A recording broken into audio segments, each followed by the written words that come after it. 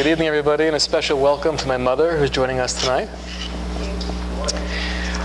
We're up to our next personality. The man, probably the most famous person of all time, Moses. And we'll refer to him by his Hebrew name, really Egyptian name, Moshe. Now, in order to have any glimpse into the personality of Moshe, we have to get a little bit of a background into the time and place he was born, into the society that he was raised. In the very beginning of the second book of the Torah, the book of Exodus or Shmos, on page 1, it tells us that a new king arose over Egypt who did not know of Joseph. So right away, a new king, literally, and this is how many interpret the verse, that there was a new king, a new Pharaoh. He wasn't familiar with Joseph, he didn't know him or his brothers, and therefore he didn't feel any sense of debt or gratitude to the children of Israel. Another interpretation, though, is it was the exact same person. It was the same Pharaoh as before, but he acted in a way as if he didn't know Joseph. He changed his policies. But to have a backdrop on the entire book of the Exodus, the Ramban, Moshe ben Nachman, says that the first book of the Torah is called the Sefer Yetzirah, which means the book of creation. On a simple level, explains the Ramban, we have the story of creation, the creation of the universe, and we have the creation of the Jewish people. The stories of Abraham, Yitzchak, and Yaakov, and the 12 sons of Yaakov. But he says on a deeper level, the first book of the Torah is the book of creation because everything that will happen throughout history was created during those times. We mentioned the phrase before, it's Maisa Avo Siman Labanim, which means the actions or the stories of our forefathers are an indication to what will happen to the Jewish people in the future. One example we spoke about was the struggle between Jacob and an angel, and that was referring to not just his own individual struggle, but the struggle of the Jewish people throughout the centuries with the other nations of the world. So that's why the first book of the Torah is the book of creation. Creation of the universe, of the Jewish people, and really planting the seeds for all of history. The second book of the Torah, Exodus, is not Jewish. We refer to it as Shmos, the book of names. And that's based on the second word in the very first parsha is Ve'ela Shmos. These are the names of the children of Israel. However, in Jewish literature, the second book is called the book of Geula, the book of redemption. Why is it called the book of redemption? Because we have the story of the Exodus, the liberation from Egypt. Now, how much of the second book does that cover? The story of the freedom of the Jews from Egypt. Is that the majority of the second book of the Torah? No.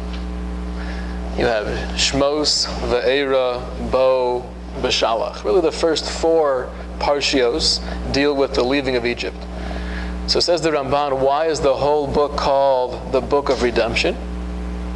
Because freedom started when we left Egypt. The Geula Shalema, the real freedom, the real liberation, is once we receive the Torah, and once we build the Mishkan. All of these things take place in the second book. And we really welcome the presence of God into our lives. That's real redemption. So that's why the second book is the book of freedom or the book of liberation. Now the book of freedom starts off with servitude. You have a new king, either literally or the same one with different policies. And he says to his people, behold, the people, the children of Israel, are more numerous and stronger than we. They're growing. Come, let us outsmart it, lest it become numerous, and it may be that if war will occur, it too may join our enemies and wage war against us and go up from the land. So Pharaoh is referring to the Jewish people as it. in the singular. Rashi explains that's based on the fact that the Jewish people were very much a united whole. And therefore he refers to them as, in the singular, this entity. Makes me nervous. Because they're growing so fast, here's my concern. Let's say the Assyrians come in from the north and they invade us. And now all of our Jewish neighbors are going to join their army, and there goes the empire. Is that a valid concern? Why would they join the enemy? Here they are, the Jewish people, living a life in Goshen, in a plush land, with plenty of space to live and for their flock. And why would they join the enemy? The answer is, this is one of the first examples. We saw one example of the Egyptian mentality when they wouldn't eat at the same table with the Hebrews. It was loathsome. Second example is right here, classic anti-Semitism. I'm scared for our lives. Self-preservation. They might come and join the enemy and destroy us. We have to act first. Totally illogical. Now, what does he mean when he says, let us outsmart them? The Ramban has an amazing essay, again, Moshe ben Nachman in the 13th century, where he says, clearly the intention of Pharaoh was to exterminate the entire Jewish population. That was his goal. I want them dead.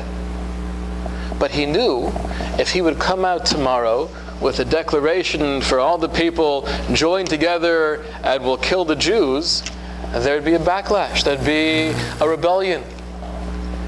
One reason is because the people would say, how can you do that? How can you institute a new policy that flies in the face of what's been done before? The previous Pharaoh allowed them to live here in the land of Goshen and do their own thing, and they were living with some level of dignity and respect. How can you go against that policy and tell us to kill these people?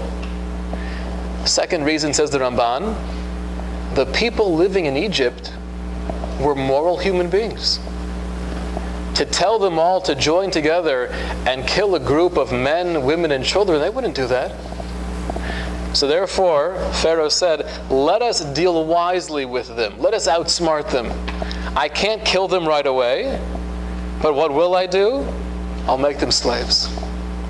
When you turn a human being into a slave, what you're really doing is you're telling the world around them, this class of human being is subhuman. Now, how does he get them to become slaves?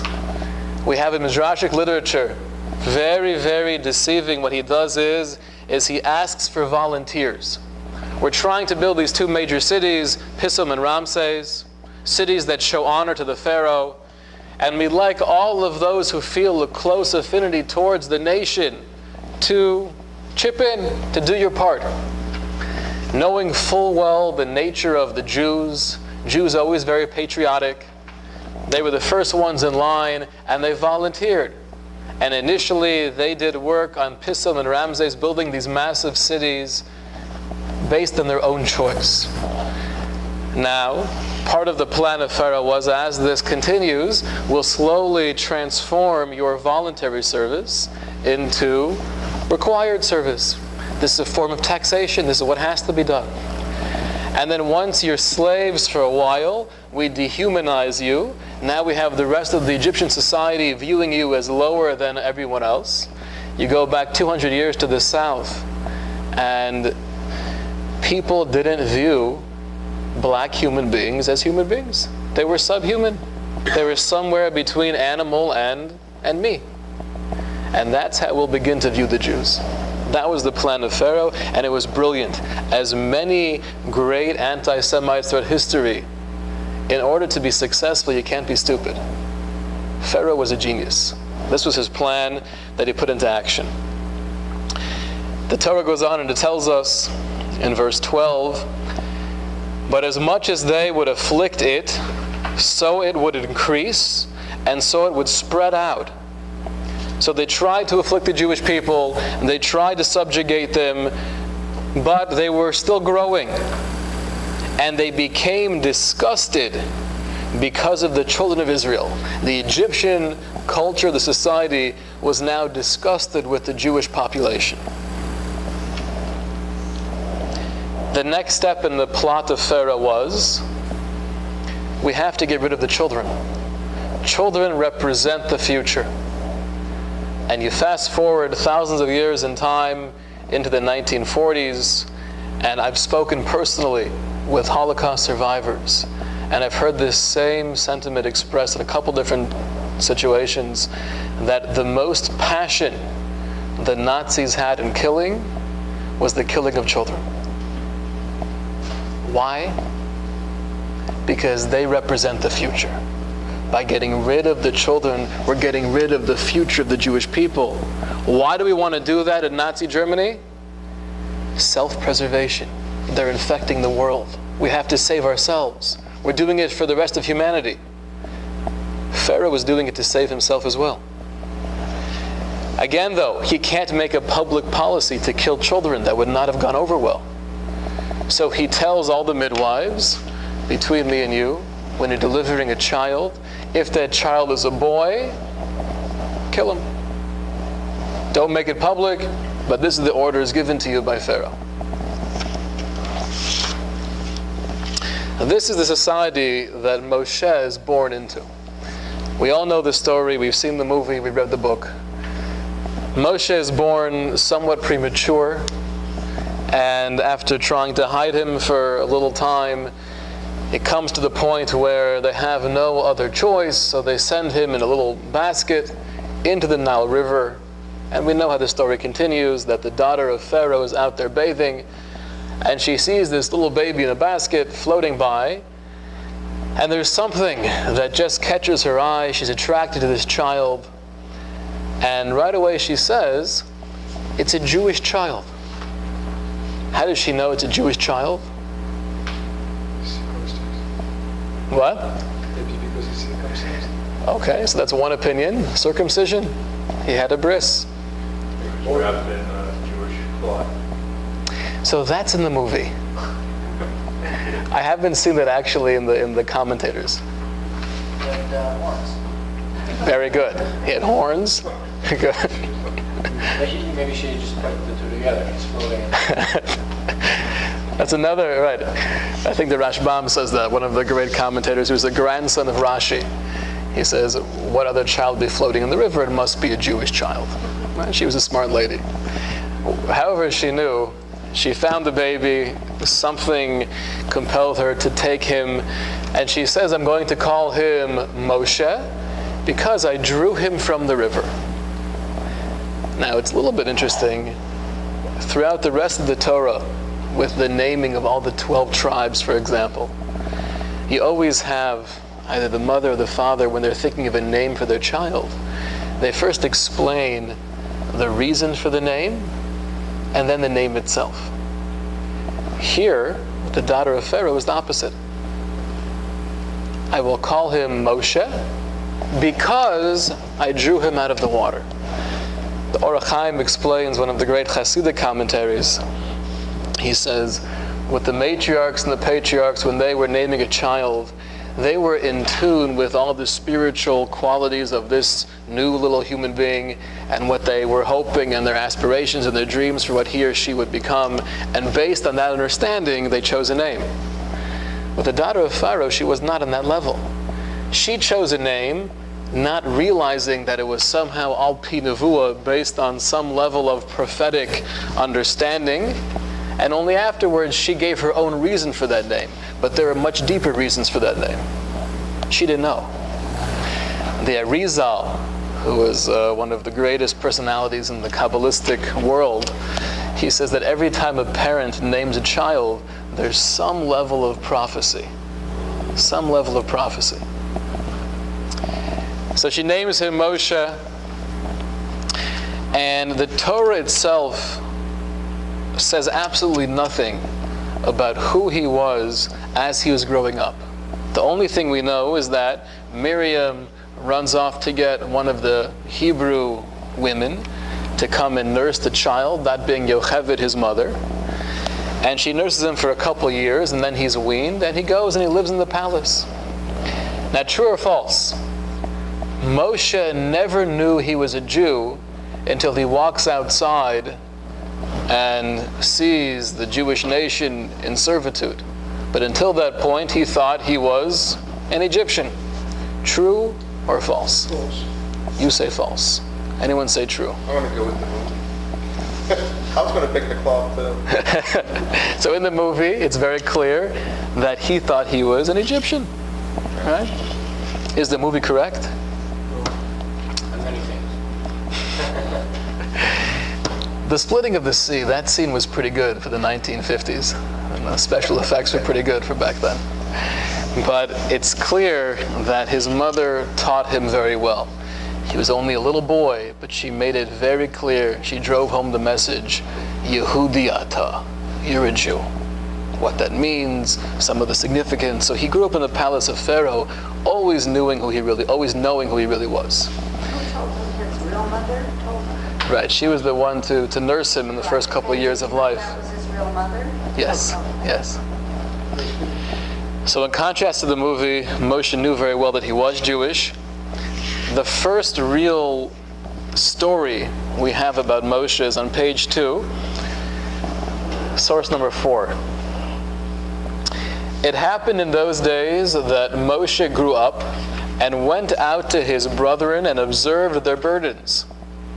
And he saw an Egyptian man striking a Hebrew man of his brethren.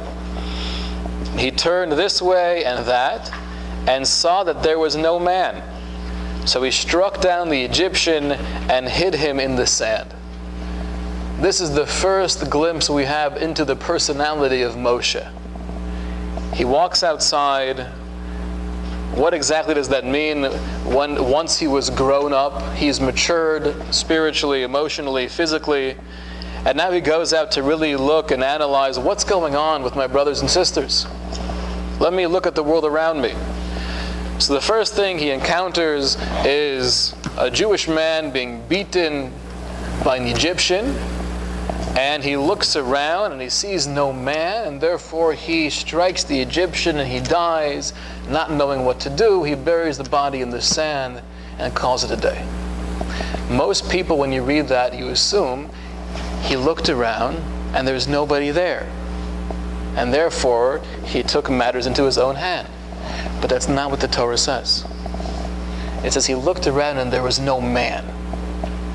There's no man. There are many people.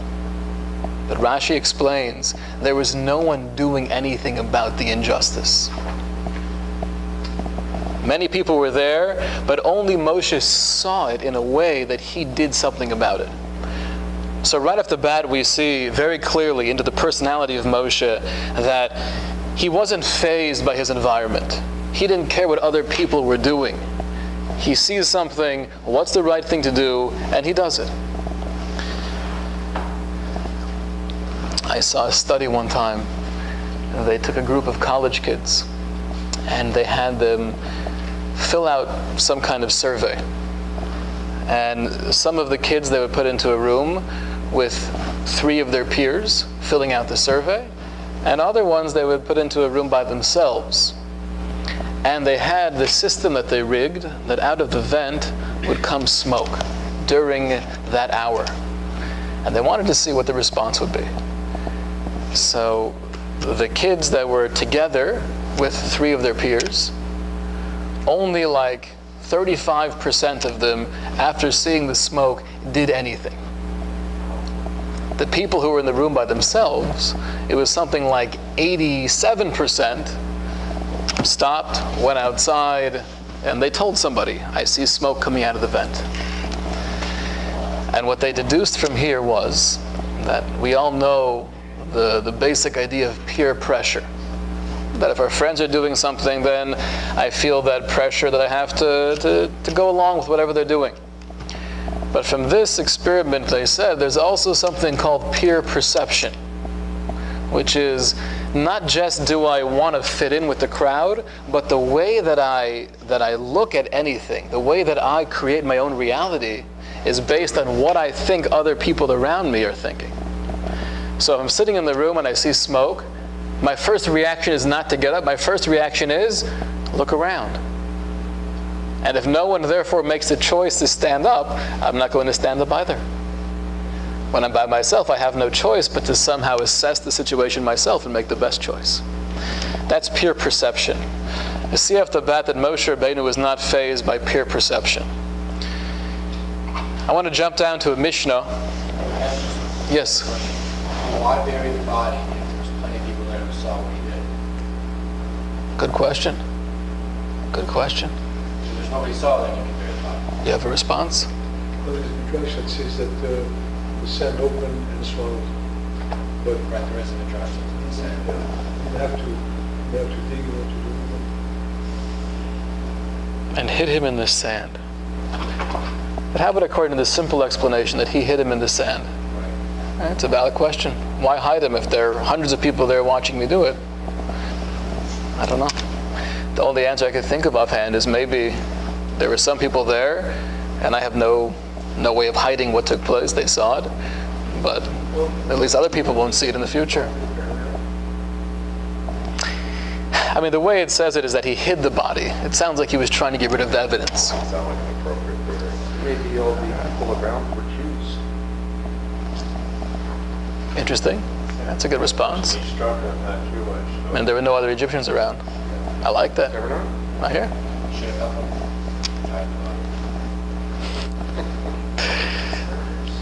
Brothers.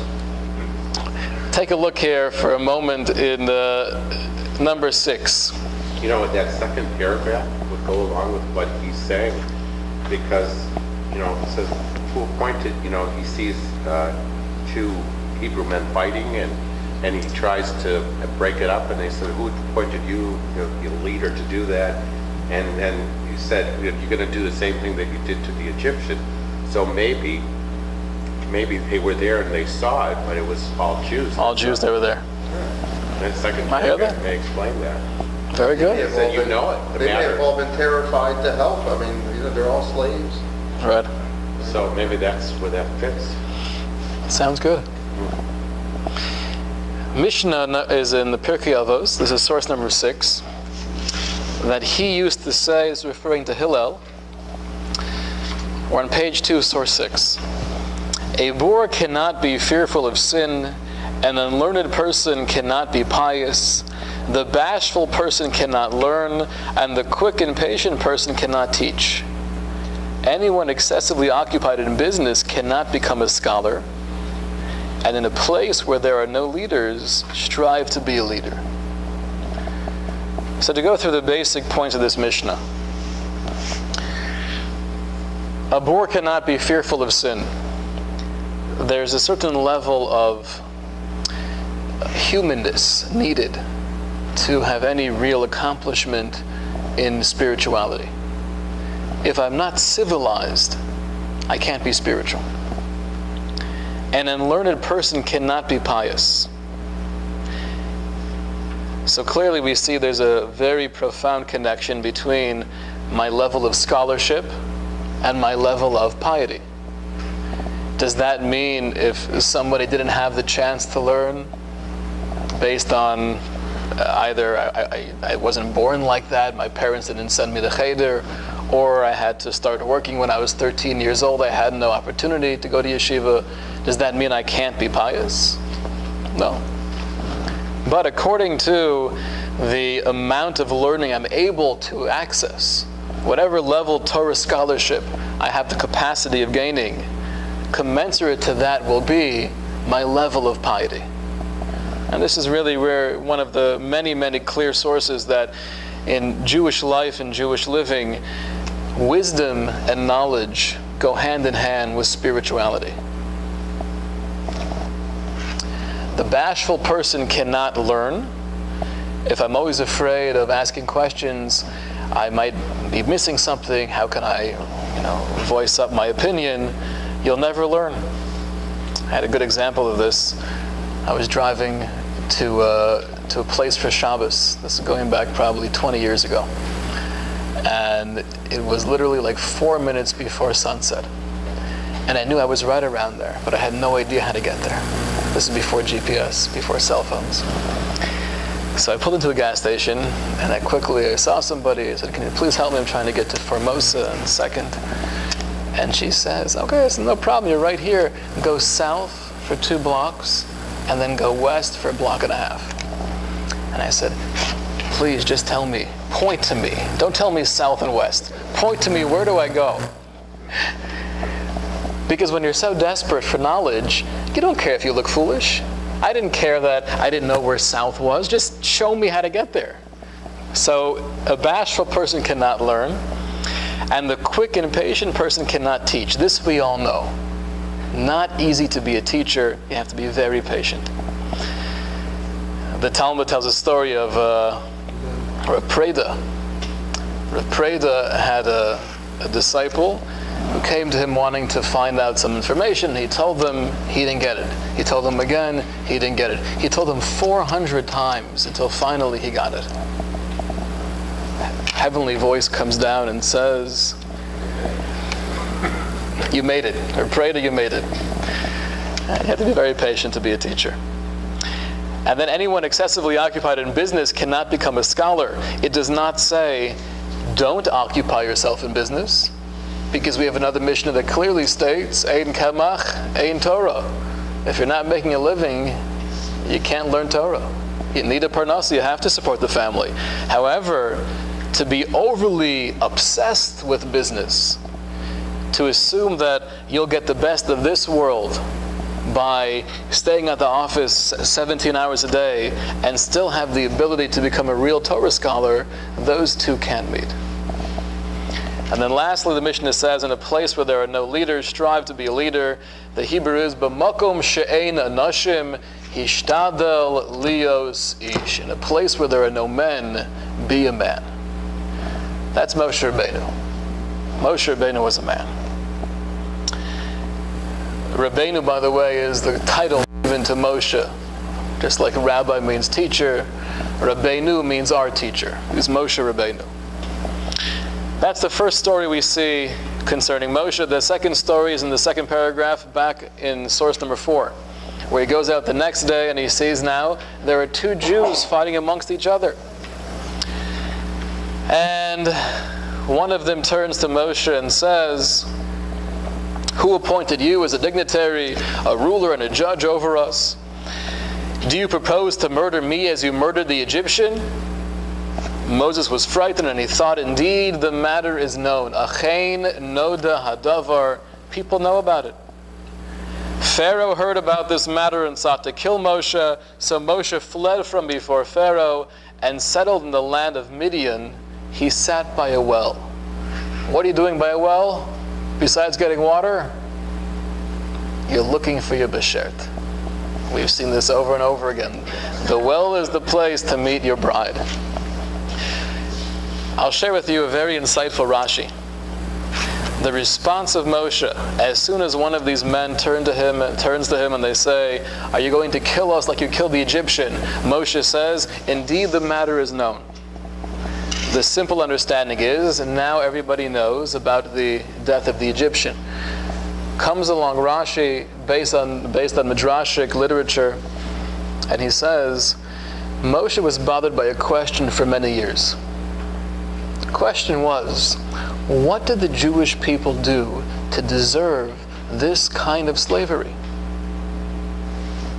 What did we do more than any other nation in the world that were subjugated to this kind of oppression? That was a question I was bothered by for many years. He goes out and he sees they're Jews fighting with each other. And then he says, Achei noda hadavar. Now I understand. If we can't get along with each other, if we can't be united, we can't have achdus, we can't feel really like we're brothers and sisters, now I understand why things are not going so smoothly.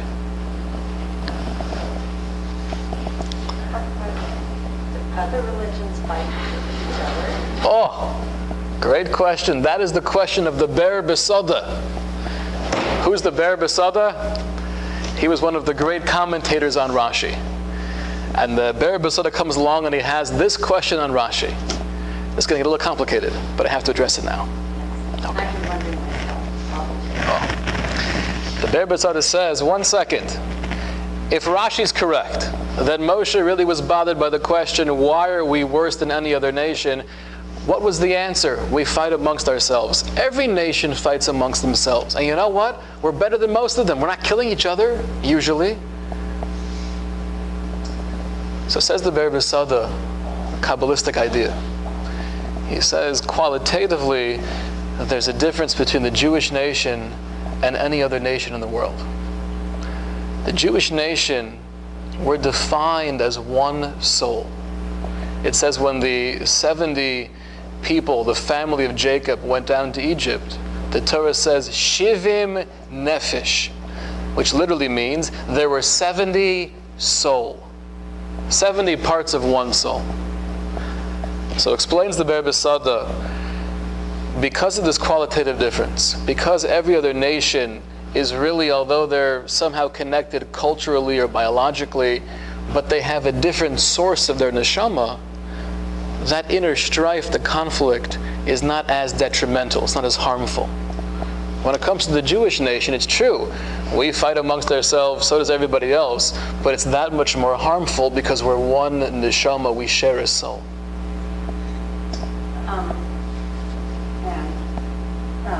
Are they just using that as an excuse, or is that the truth?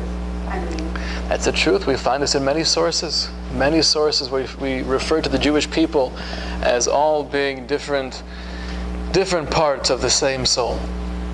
is that's the way God made us? That's one of the unique qualities. To fight? No, God made us to be, well, we do many things we're not supposed to do. That's the nature of the beast, and we have free will. But the reason why it's more harmful when we do fight is because of this unique connection we have. Exactly. So Moshe sees this, he runs away, he goes to Midian, goes to the well, and there indeed he does meet a young lady, and he's introduced to Yisro, Jethro in English. He was one of the priests of a pagan cult in the area. One of the names of Yisro was Putiel, and that comes from two words, which means to stuff calves. He would stuff calves for idol worship. But he was praised for that. He was actually praised, we find in Jewish literature, because he himself was a priest of many different pagan cults of his time. He tried different things. He experimented with different forms of worship because he was a person seeking the truth. He was out there looking for truth, and therefore he would delve into something, and after a while he would feel, this is not where it's at. And he'd move into something else. However, we have Moshe, who now is introduced to Yisro. They live together, he marries his daughter Tzipporah, and they start a family. The first child of Moshe, we're told here in source number 7, she gave birth to a son and named him Gershom. Gershom is a combination of two words. I have dwelled, or I have temporarily dwelled there. For he said, I have been a stranger in a foreign land. So simple interpretation, Moshe is expressing a feeling of disconnect. Here I am in Midian, away from my home, away from my people, and therefore I'm naming my son based on these feelings of separation. Says the Or HaChaim, one of the great Hasidic commentators, there's something deeper here as well. Or HaChaim says, any human being who has that constant yearning for spirituality will always feel like a stranger here in the physical world. I never feel at home. I'm always grasping for something more. I'm always stretching for that light which I can't fully grasp here, but I'm trying to get there. It's like that flame that keeps on going upwards. I'm a stranger here. That was another idea behind the intent of Moshe. That's his first son, Gershom. These interesting expressions which say that we're not human being having a spiritual experience, but we are a spiritual being having a human experience. I like it. It's very true. Now the Torah interjects, and we have a narrative. During those many days, it happened that the king of Egypt died, and the children of Israel groaned because of the work, and they cried out. Their outcry because of the work went up to God. God heard their moaning, bottom of page 2, and God remembered his covenant with Abraham, with Isaac, and with Jacob. And God saw the children of Israel, and God knew. What does that mean that God remembered? And this is a line we have a couple different places throughout the Torah. To remember usually means that I somewhat forgot about it until now, and then it jogged my memory. That's right. My chosen nation, they're in Egypt in servitude. I got to take care of that. Somehow I just forgot about that for a while. What does that mean, God remembered? God's all-knowing. God is. They made it back. What does that mean, he remembered? Of course, he's constantly here and conscious of everything that's happening. He was angry at the Jews for they were assimilating, they were worshiping idols, they weren't. Maybe, it's sort of like just kind of an emotional kind of response. It's just, he was angry at them and he wanted to exact his punishment, but it sort of pulled back when he realized who he was punishing. But that word remember is troubling. And even if we grant that basic idea that there is somewhat of a pulling away of God's presence during this time of punishment, but why remember? It doesn't mean, sorry. Oh, go ahead. Because maybe it doesn't mean literally remember. Maybe it's like recalled or brought it back or never lost sight of it. It's kind of like what says in the college. Okay, you want to add to that? I was thinking maybe he's not talking about the Jews, but the forefathers perhaps.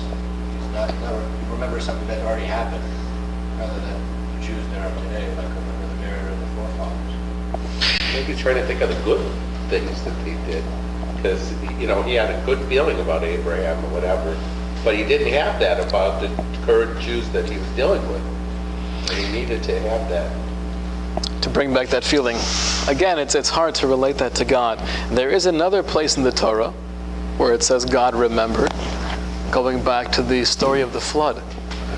It says that God remembered Noach, v'yeshoku hamayim, and God began to take away the waters. So you see there's a connection between God remembering and something happening. And this is really the definition of remembering when it comes to the infinite. Of course, God is all-knowing and always present and always conscious. Remember in the terminology of Tanakh means God is now doing something about this. So when God remembers Noach, he never forgot about Noach. They're on the boat. He knows that. God remembered them that now it's time to do something about this situation. So God remembered the Jewish people. He remembered his covenant with Abraham, Isaac, and Jacob. Now it's time to do something about the situation. That word, Many times throughout Tanakh. Sure. What's that? The Amida, Oh, that agree with the patriarchs. that's right. That's right. So, we have been here for a few weeks, and with all that's going on in the world with Israel, and all this anti-Semitism arising, where's God? Why is everybody hating the Jews when they're being bombed, and why are the Jews bad ones? I don't understand. That's a big question. I mean, I don't understand this. Oh. We're protecting ourselves. Well, Moving on, and let's do this. The truth is, this will take me off topic, but I think it's okay. We only have about 7 minutes left. You know what? It's And, nice to think about all this that God's done for the Jewish people, but what is he doing for the Jewish people? What has he done lately? What has he done lately? If we're the chosen people, and he wants us to survive, What are we doing wrong? May I contribute? I'm sorry. If you want to contribute, please. I'm trying to relate it to common day life.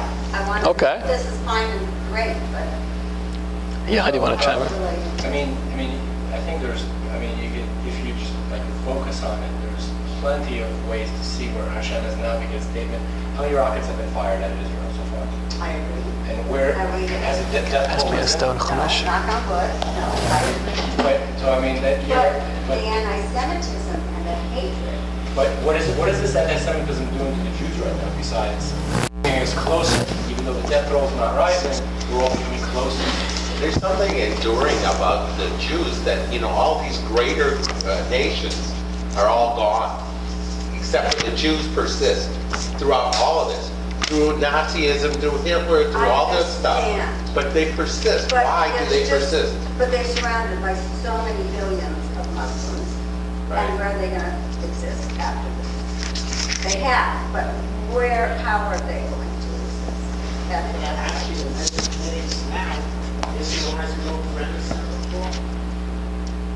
I'm hoping that, but right, in France and Spain, anti-Semitism's on the rise, and they're angry with the Muslims that are there, but they hate us. It was reported, CNN had us all out. This is not their first time involving either. No, and they said it's on the rise. Our youth in America, more anti-Semitic today than ever before. The colleges are so liberal, and the liberals are more anti-Semitic than the right, than the Republicans. There's not one Republican that is anti-Semitic compared to the left, the extreme left, not the moderate, the extreme left.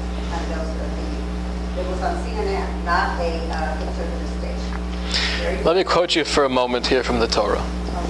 Now we are getting a little bit... Peace of mind, and I'm not having it. I'm worried about my grandchildren and children. Right. I don't see any.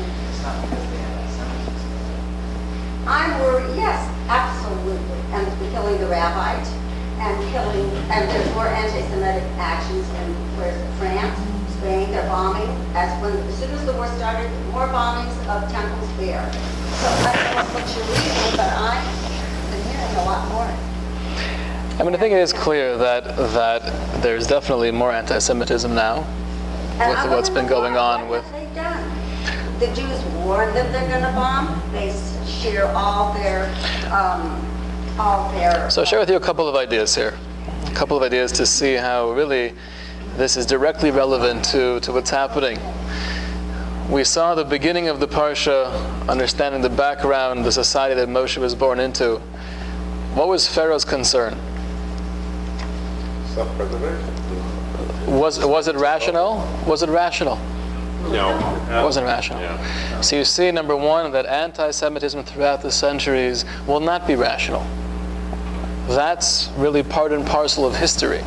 So the fact that we're doing more than any other nation has ever done in any kind of war, going well above and beyond anything that we have to do, and nevertheless they still hate us and they look down upon us, and they're having a whole investigation now about the human rights and the crimes we're committing there. Right. Not them. So where is God? But in the Torah, it says as long as you are studying the Torah, that the Jewish people will always survive. It's at the point where you don't study. Well, close. The Torah says no matter what we do as a nation, we'll always survive. It says even during times of darkness, when we look around, and I'll quote you one place towards the end of the Torah, where it really echoes your question.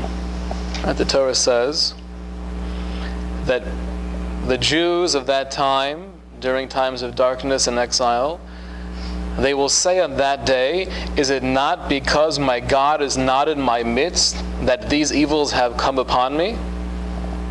People will ask the question, it must be that God's not here. Where's God? How can these things happen?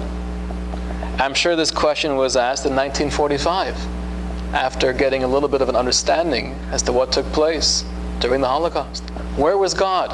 Right. The answer, the Torah says, but I will surely have concealed my face on that day because of the evil that it did, for it had turned to gods of others.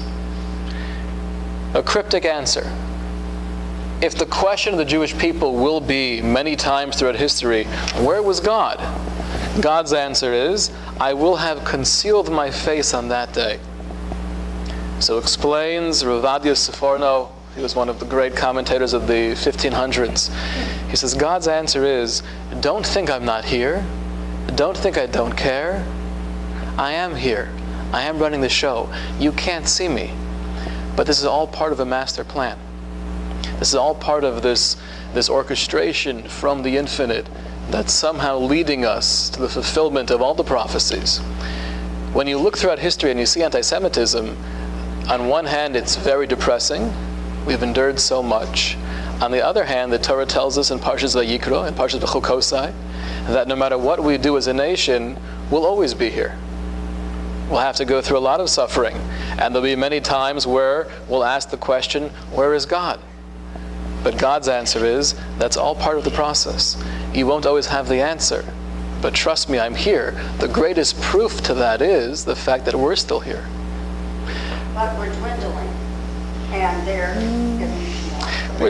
expanding. They say by 2024, the Muslims will take over the world. Just by sheer numbers. By 2024, they're going to be one quarter of the world's population. So how are we going to exist and endure with these kind of people? There's so little of us. Maybe they should be asking, in that term of remember, when's God going to act?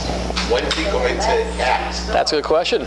But it's important to bring back history for a second. How many Jews were there after the destruction of the Second Temple? Were there as many Jews as we have today? No. Not even close. Not even close. So we have this people that was exiled from its land, their temple destroyed, 100,000 people taken into captivity, 1,100,000 people either died through starvation or the sword, and now you have a couple of million Jews left over, no land, no temple, nothing to live for, feeling that God has abandoned them, living in this raging anti-Semitic world with the Roman Empire and having no mercy. How bright does our future look? That's one example. I can name you 15 throughout history where if you would have put yourself back there, either 2,000 years ago, 1,500 years ago, put yourself in the shoes of one of the wives leaving Spain in 1492.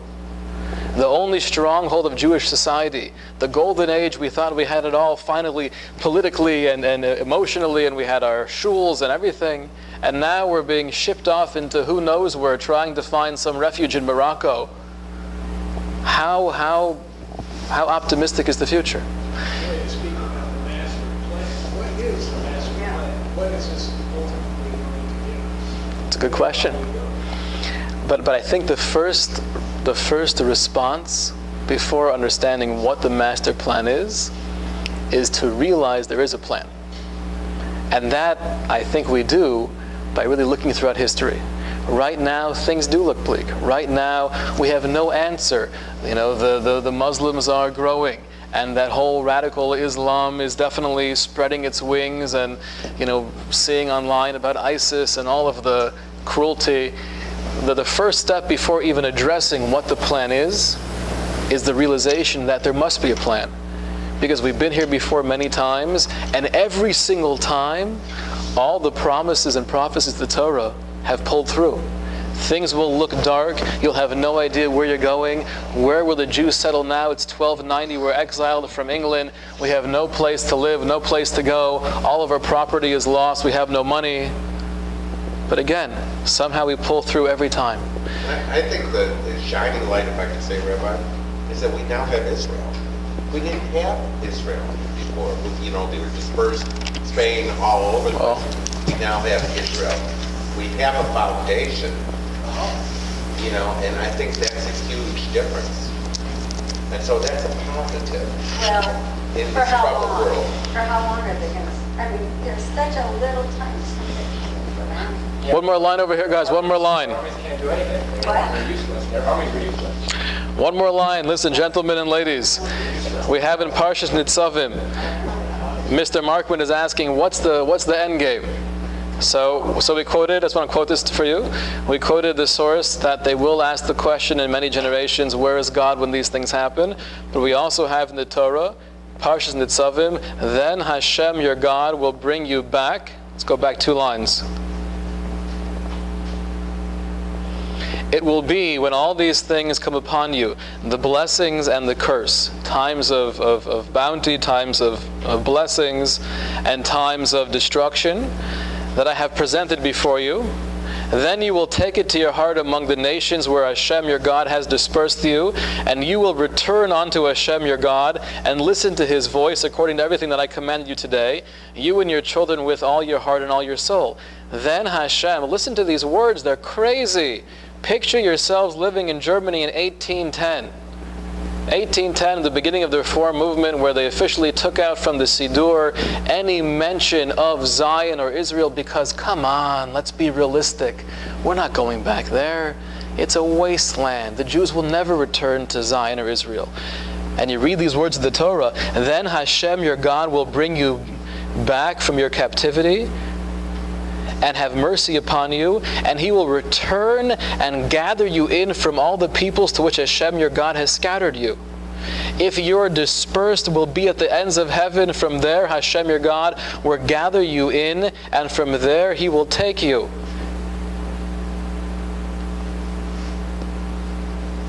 He will make you more numerous than your forefathers. He will bring you close to Him, bringing you back to your land. Reading these words from the year 70 CE until the year 1947, you would have a hard time believing the words to be true. So the same source that tells us we'll experience exile and anti-Semitism and persecution, and all of those prophecies have been fulfilled, it's that same source that says in the end of times Hashem will somehow bring us back and reestablish a state. There's been no other nation in the history of humankind that has been exiled 2 times and somehow returned back home. It was prophesied, it was predicted, and in May 14th, 1948, it actually happened. So when you see all this coming together, to say it's just random, it's just a coincidence, that requires more faith than believing there's a master plan. So what is the next step from the prophecy? The next step, well, Where are we going? that's similar to Mr. Markman's question, which is, what's the end game? Yeah. What are we shooting for? Exactly. I mean, it must say somewhere what was The next step, or the final step, I don't know what the next step is. The final step, which we're all hoping for and longing for, is a world of clarity. A world where, although right now it's hard to see it happening. Well, is that after the Third World War, they say? We're not sure there's going to be a third world. We actually have a source that says there's going to be a major battle between Gog and Magog. And that'll take place right before a new world, a world of clarity, a world of connection, a world of harmony. Who is Gog and Magog? Says the Targum Yonasan ben Uziel. He was the Aramaic interpretation of the Tanakh. He says that's referring to Germania, to Germany. That was written thousands of years before Germany ever existed. There was a nation, Germania, it speaks about in the Talmud in Megillah. It's Gog. Who's Magog? So who's the Magog? It sounds like the combined forces. It could be Germany and somebody else with them. That there'll be a war between Germany and somebody else. I mean, World War II history, you go through... Oh, that was World War II, but no, but what's past that, you said? Past that, we don't know. We have prophecies that indicate that after Germany, really the final frontier will be that of the Islamic Empire, and that we've discussed briefly before. How long will that last? We don't know. So that's coming up. Well, that's here. Right. That's been here. I think 9/11 was the clearest example. Right. So what happens to the Jews during that? Well, the goal is that period ends as soon as possible, and we arrive into the world of light and harmony.